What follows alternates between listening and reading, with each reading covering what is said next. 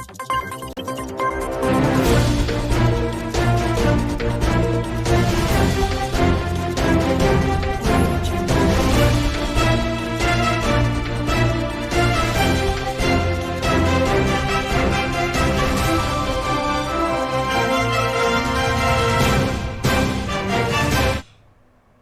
99 news के Bihar Jharkhand bulletin में आपका स्वागत है। मैं हूं आपके साथ सोमनाथ तिवारी। भोजपुर के आयर गांव में भगवान सूर्य की मूर्ति विसर्जन के दौरान पुलिस और ग्रामीणों के बीच झड़प हो गई। बताया जाता है कि डीजे बजाने से मना करने पर ग्रामीणों ने पुलिस से धक्का मुक्की और पत्थरबाजी की, जिससे कई लोग घायल हो गए। घायलों का इलाज स्थानीय सीएचसी में कराया जा रहा है। घायल पुलिसकर्मियों में एएसआई दीपक कुमार, होमगार्ड जवान महेंद्र सिंह सहित 2 अन्य जवान शामिल हैं। गया में एक शादी समारोह में लूटपाट के इरादे से घर में घुसे 3 बदमाशों को लोगों ने दबोच लिया। साथ ही तीनों की जमकर धुनाई कर दी। मगध मेडिकल कॉलेज में उनकी स्थिति गंभीर है। हालांकि तीनों अपराधियों ने खुद के बचाव के लिए कई बम फोड़े और गोलियां भी चलाई, पर स्थानीय लोग उन्हें घेरने में सफल रहे।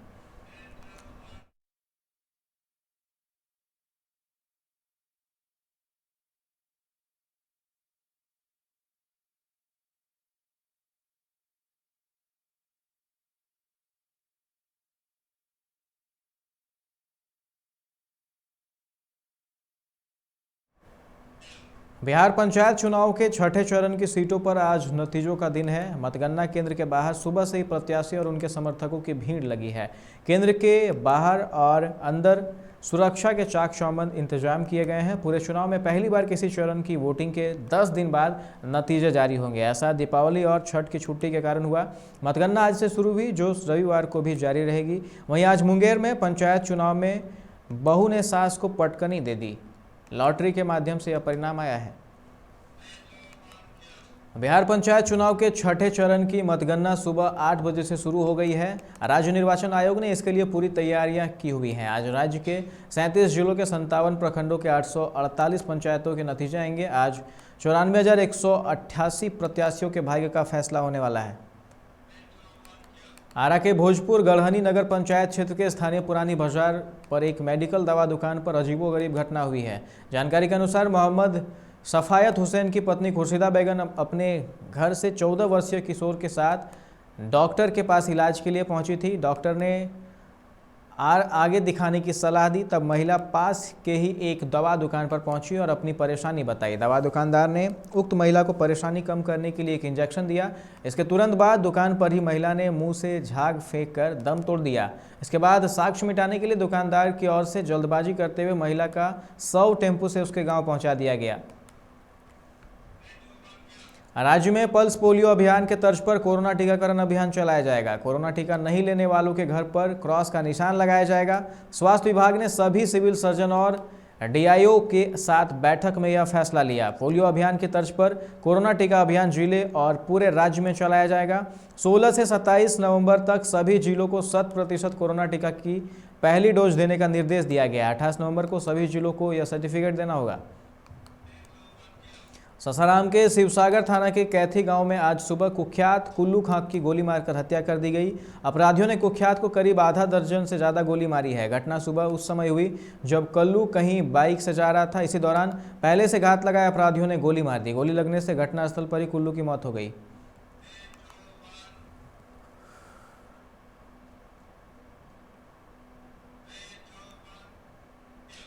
मधुबनी में एसएसबी के बेतोनहा बीओपी के जवानों ने भारत नेपाल बॉर्डर पर अवैध रूप से एंट्री करते 3 नाइजीरियन समेत 6 नेपाली नागरिक को धर दबोचा। सभी एक नेपाली नंबर के टेम्पो से भारत में प्रवेश कर रहे थे। इनके पास से भारत प्रवेश से जुड़ा कोई भी वैध कागजात नहीं था।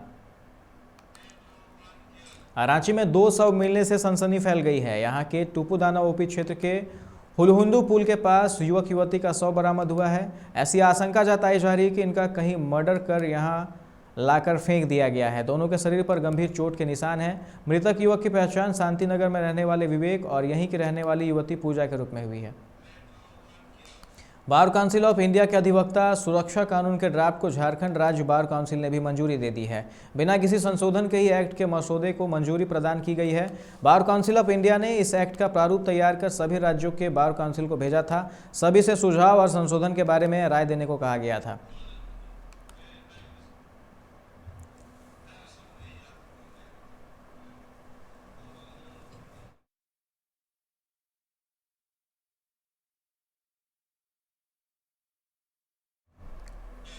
झारखंड सरकार ने राज्य के आम लोगों और अपने कर्मचारियों की बड़ी सौगात दी है। मुख्यमंत्री हेमंत सोरेन की अध्यक्षता में हुई कैबिनेट की बैठक में जहां यूनिवर्सल पेंशन योजना को मंजूरी दी गई, वहीं राज्य के कर्मचारियों और पेंशन भोगियों के महंगाई भत्ते में 3% की वृद्धि को हरी झंडी दी गई है। इसके अलावा 14 विभागों की नियुक्ति नियमावली को भी मंजूरी दी गई है।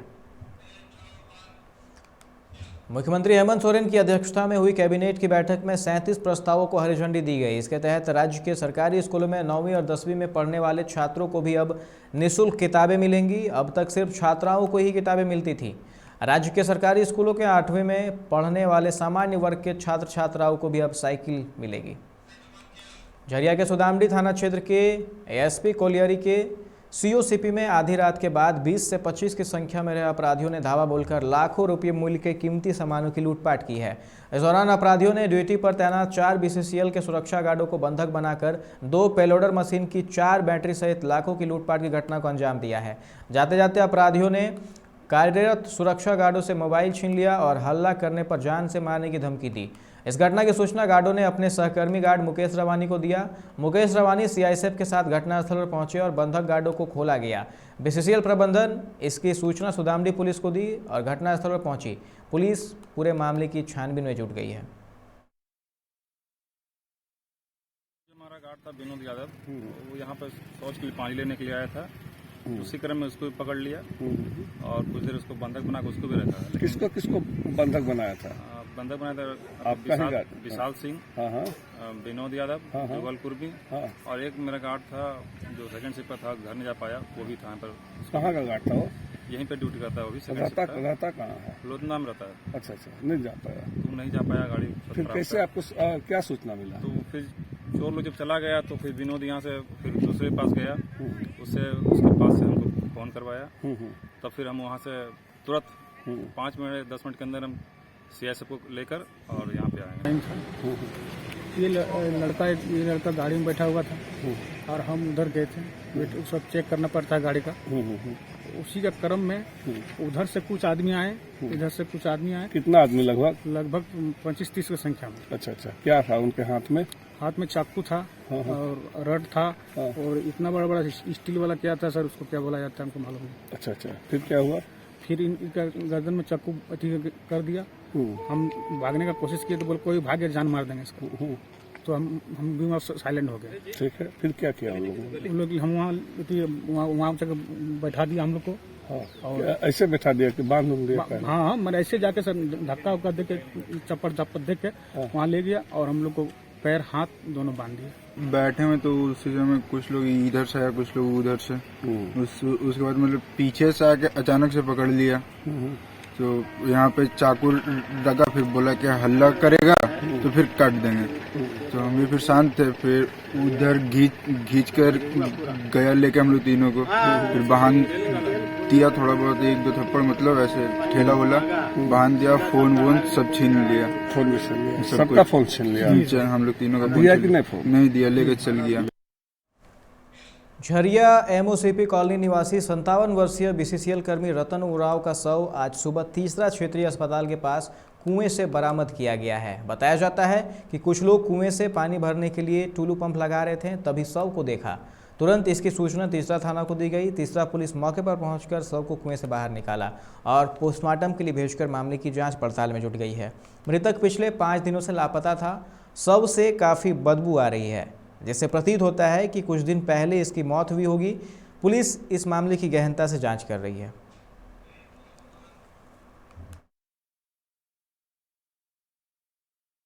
मतलब हम बोले कि मतलब ड्यूटी पीरियड में डेट हुआ है तो हमको कुछ तक चाहिए होने के लिए।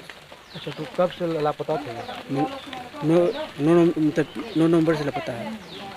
आप शिकायत किए थे? शिकायत किए थे, थाना में दर्ज किए, थाना वाला खोजबीन किया। धनबाद मटकुरिया शमशान घाट स्थित जलमीनार के समीप आज पेयजल सप्लाई का पाइप फट जाने से हजारों लीटर पीने का पानी बर्बाद हो गया, जिस वजह से कई क्षेत्रों में पेयजल आपूर्ति नहीं हो सकी। पाइप फटने से पूरा शमशान घाट परिसर लबालब पानी से भर गया, जिससे वहां की स्थिति तालाब जैसी हो गई। पाइप फटने की वजह से मटकुरिया क्षेत्र के लोगों को पानी के संकट का सामना करना पड़ रहा है। स्थानीय शशि महतो ने इसकी सूचना तत्काल नगर आयुक्त सत्येंद्र कुमार को दी है। शशि महतो ने बताया कि नगर आयुक्त ने PHED विभाग को तत्काल पाइप मरम्मती कार्य शुरू कराने को कहा है। विकास नगर से कुछ लोग फ़ोन किए कि पानी बह रहा है और लाखों लीटर पानी आज बह गया। मटकुरिया और विकास नगर में ऐसे ही पानी की बहुत बड़ी समस्या है, लोग जूझ रहे हैं। खास करके संजय नगर, सब्जी बागान, आपका विकास नगर, बहुत सारे लोग पानी की समस्या से जूझ रहे हैं।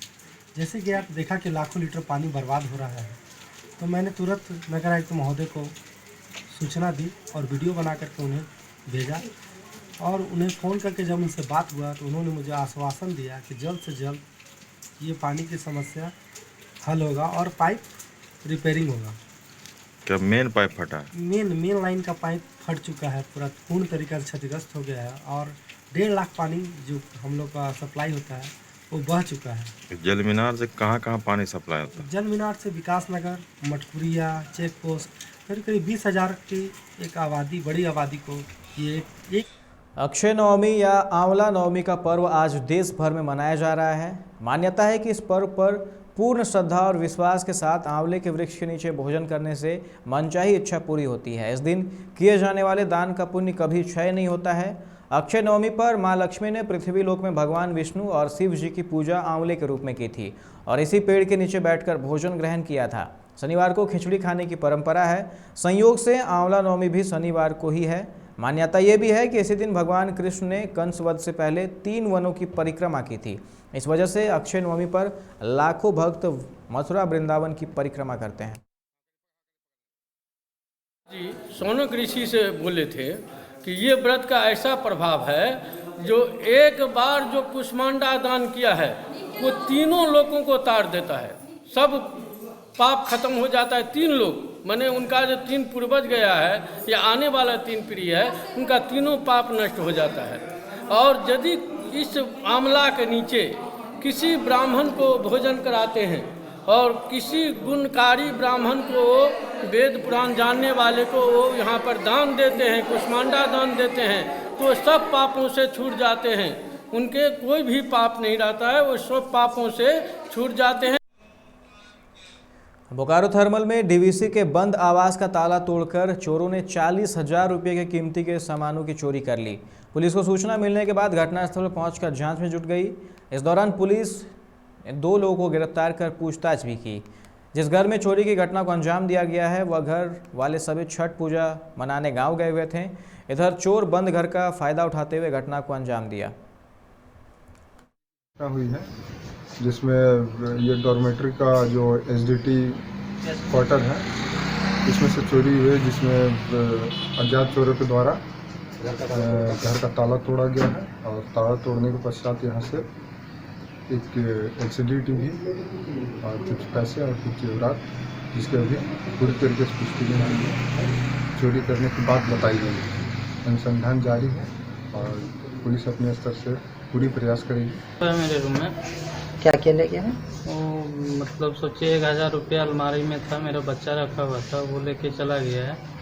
और जो है बिछिया वगैरह है, पायल वगैरह था, वो सब नहीं है। बाकी LED TV था।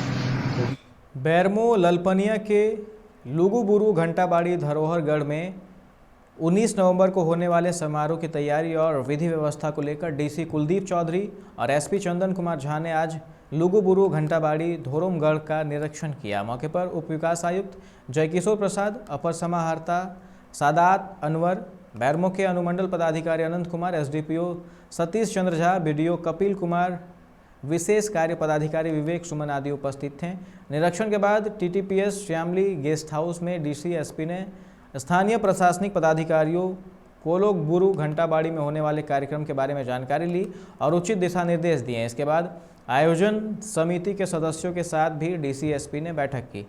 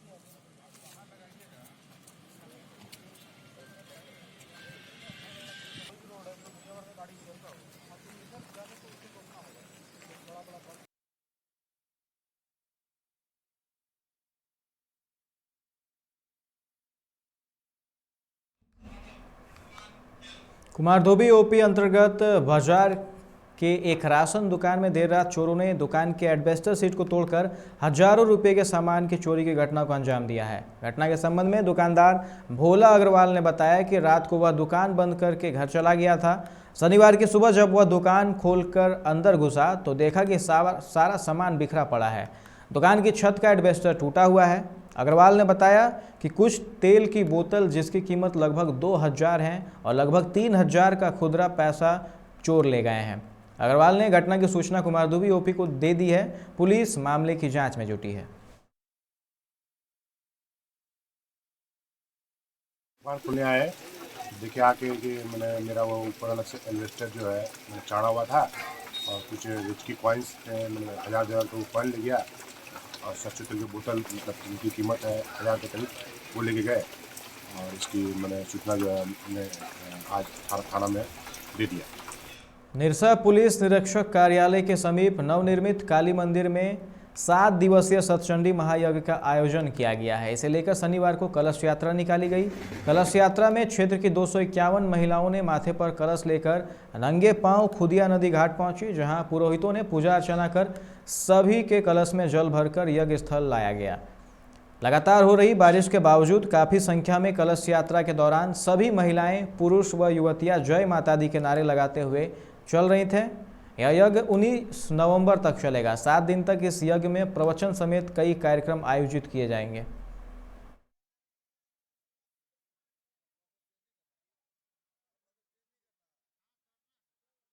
चंडी महायज्ञ का आयोजन किया गया है, जो 13 आज से जल यात्रा के साथ शुरू हुआ है और ये 19 को इसका समापन होगा। इस दौरान यहाँ पे काली मंदिर है, उसका प्राण प्रतिष्ठा को लेके मंदिर का जीर्णोद्धार हुआ है, उसका प्राण प्रतिष्ठा को लेके चंडी महायज्ञ का आयोजन किया गया है। इसके यज्ञाचार्य भोजपुर के पंडित अद्भुत पांडे जी हैं और प्रवचनकर्ता। इस बुलेटिन में फिलहाल इतना ही। तमाम खबरों के लिए आप देखते रहें 99 न्यूज़। नमस्कार।